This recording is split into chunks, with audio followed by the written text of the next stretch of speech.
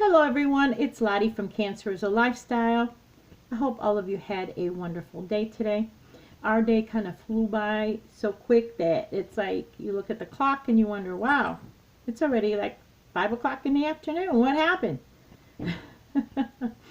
That usually happens when you have a rare day off and you try to fit everything into that one day because you have to go back to work. It goes by so quick. I thought today that I would be able to do a movie and stitch day. The two girls, they were kind of quiet today. Thank goodness, because they kept us up all night. Usually one sleeps with my daughter and the other one sleeps on my bed. And they just were doing acrobats all night to both of us. Like, I don't know what was going on. They were doing the Olympics, I guess, all over the bed. And did not get much sleep at all. And then they finally quieted down and took a nap, and I was like, oh, I can maybe do a video right now. So what happens the minute I start up the, get the camera out and want to do my movie and stitch, what happens? They're up, running around. So if you hear any kitten sounds and all, that's her just running around, or one of them running around in circles. So anyway, today's movie and stitch is actually the letter Q. Now, I had quite a bit of hard time finding a Q because almost every movie that I wanted to watch now was actually a docu-series or a series. And if you notice that a lot of times now, many of the shows that are out there are actually, they're shows. They're more than movies, and they're more in a series form that we watch. But I did end up choosing the movie The Queen. Now, I'm going to read to you what the description says, and then I will tell you my opinion on it. So, my movie was Q for The Queen. Now, this came out in 2006, so it's not that, recent. It's actually, what is that, like 15 years ago? It was 1 hour and 43 minutes. It has been on Netflix, and it starred Helen Mirren, Michael Sheen, and James Cromwell. Now, I am a big fan of Helen Mirren. So, it says, after Princess Diana's death, Queen Elizabeth II and Tony Blair face public demands that she be memorialized in a manner beyond standard protocol.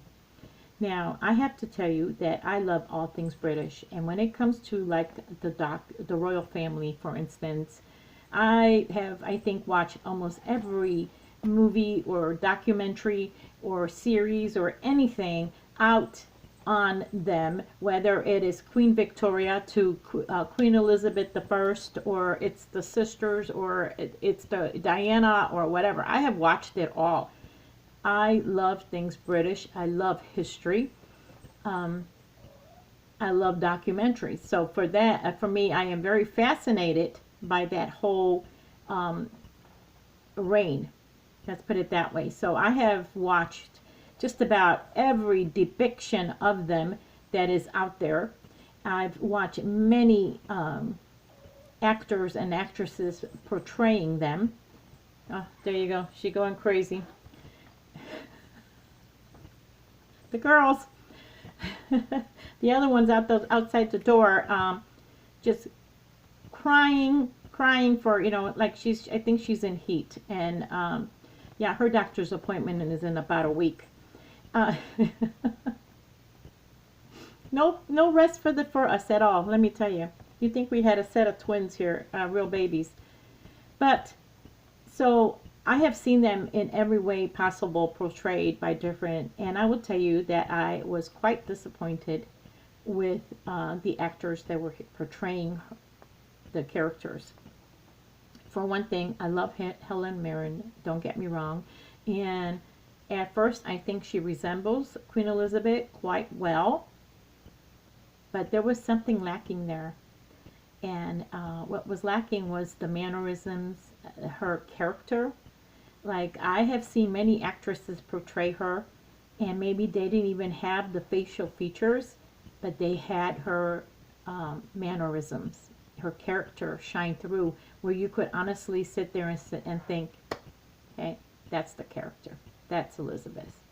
And they did, I feel, when it came to Tony Blair and for Prince Philip, I think they had, you could see that in those actors.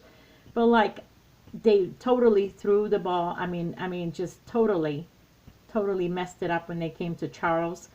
I don't know what they were thinking with the character. I just had such a hard time. And I know I'm being biased because of the fact that I have seen so many. It's kind of like when you read a book and then you watch the movie, and then you know that the book is like 10 times better and more, explanatory than the movie, more descriptive, and then you expect that movie to be as great as the book. So I know I'm being kind of biased on it, but I just thought it was lacking credibility. Like, I just could not picture these people playing the role that they were to play. So I had a hard time with that. Like I said, I have seen so many different versions. I did, when it came to the whole storyline, I totally get both sides of the view here.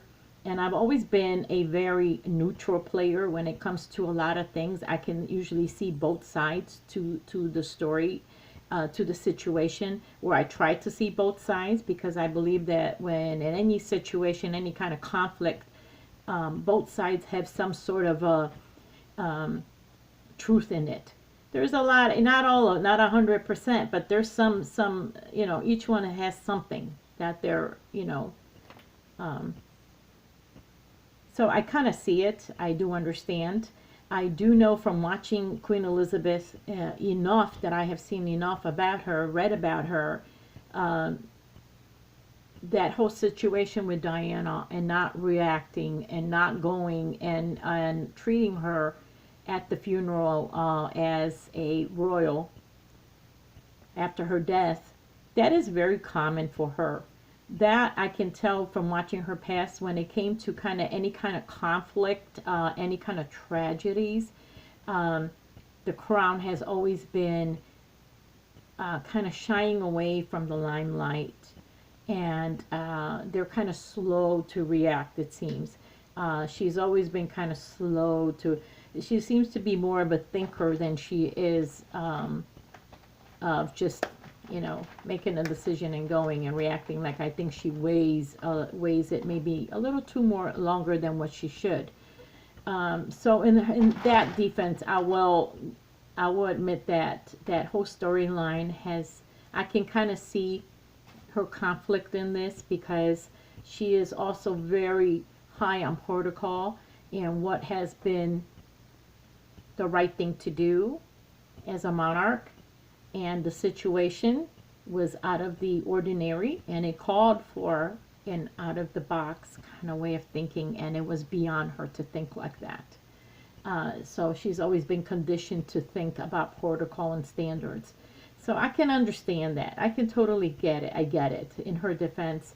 And also, the people expected Diana to be treated as a royal, like she was to them. She was a royal, and people's emotions get the best of them, and they expect things. And in this side, I also saw Tony Blair's side, where he's like, hey, sometimes you need to step outside the box and react. So I totally got it. I get the whole standoff and all. But like I said, I was a little disappointed. Of all the people that have played her, of all the movies that I have seen about them, docuseries and all, this would not be rated in my top 5. I felt it was missing. And the guy who played, which, let me even see who played him, because I'm not good with, but the guy that played Charles,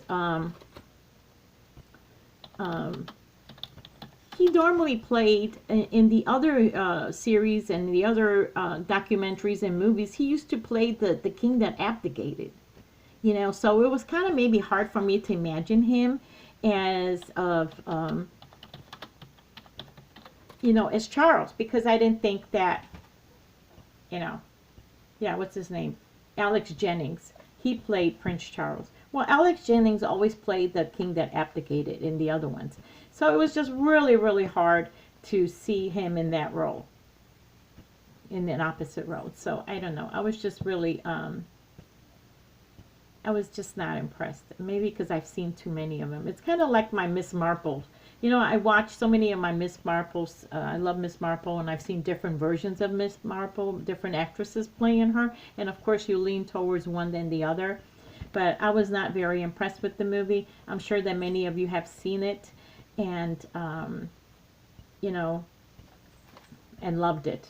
But not so.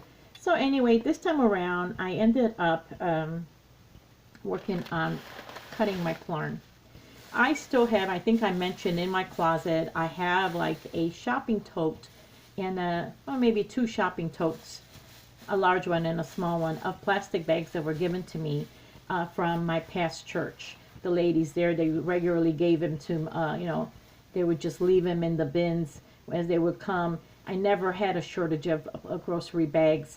I always had plenty of grocery bags. I never had to go to the store to ask for them. People would always gladly give me their grocery bags. So what I ended up doing, since that big fiasco with the girls messing up my balls, so now what I've done is I just cut the ends of them, and I've been putting them into all my bags that are hanging there. I've been kind of using all my bags from my plastic, and then I'm just going to pull them as I go. So I wanted to cut them up to get them out of the way. Now cutting, because I do know, for instance, I'm going to be meeting up with some of the older, from my other church, some of the ladies, and I know they're going to have plastic bags for me. And you know what? This room is only big enough for so much stuff, so I need to always declutter as much as possible. So that was my focus, and that's what I did. As usual, whenever I cut up my plarn, you know, the bits and pieces, I always make a mess. You guys, they fly all over the place. It's like I have to vacuum afterwards all the time. I tell myself, every time I do this, I tell myself I'm going to sit at the kitchen table where I have plenty of room, where I can sweep it up and just, but cutting plarn is a messy thing, and it takes up a lot of time, and so that's what I did. And you know what, it was not, you know, like I said, it sounded like it was a long movie, but it really wasn't, because you're kind of engrossed in the details, you know, and I was just, so yeah, that's what I did. So I don't really have much work to show you, except that I was cutting up my plarn. And next time we'll be crocheting. But anyway, if you've seen the movie with Helen Mirren, the Queen, please let me know what you guys thought of it. That's just my opinion, and of course my opinion is my opinion, and for you guys it's your opinion, right? So anyway, thank you so much for watching, and I will see you soon. Bye bye.